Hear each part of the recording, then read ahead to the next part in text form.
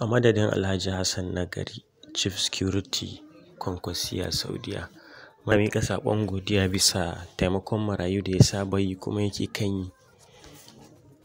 Allah ya saka masa da alkhairi, Allah ya saka masa da gidan aljanna. Bisa wannan bidiyo da kuka gani mun haska, akwai wata baiwar Allah da ya samu labarin tana cikin wani yanayi, tana cikin buƙatar taimako.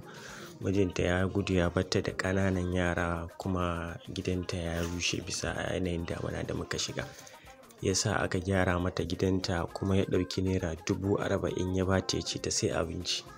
Allah ya saka wannan bawan Allah da gidan aljanna. Yadda ya yi taimako, Allah ka taimaka masa duniya da lahira. Wannan shine kaɗan daga cikin taimakon da wannan bawan Allah ya yi. Allah ya saka masa da alkhairi. Dama wani taimakon in mutum ya yi ba a fito da shi, ya yi ne saboda Allah. Allah ya masa abin da dama irinsa ake nema, irinsa ake nema. Taimakon maraya abu ne mai kyau kam. In Allah ya yarda duk mai yi kuma ba zai taɓa taɓewa ba. Allah ya saka masa da alkhairi.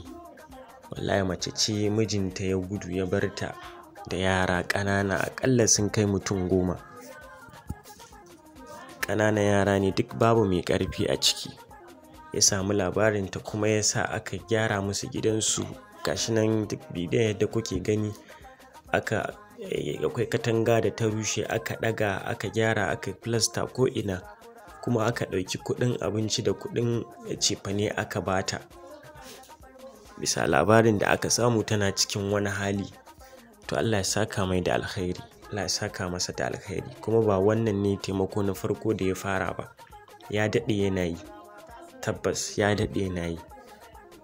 Tabbas an daɗe ana yi. To Allah ka mai sakayya da gidan aljanna.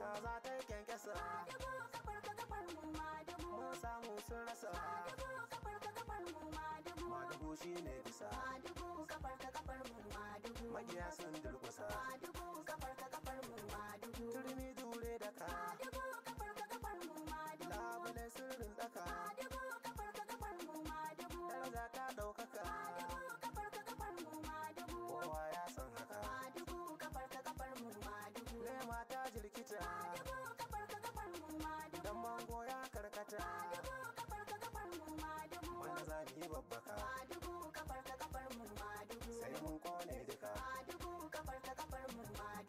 Bakin halaka.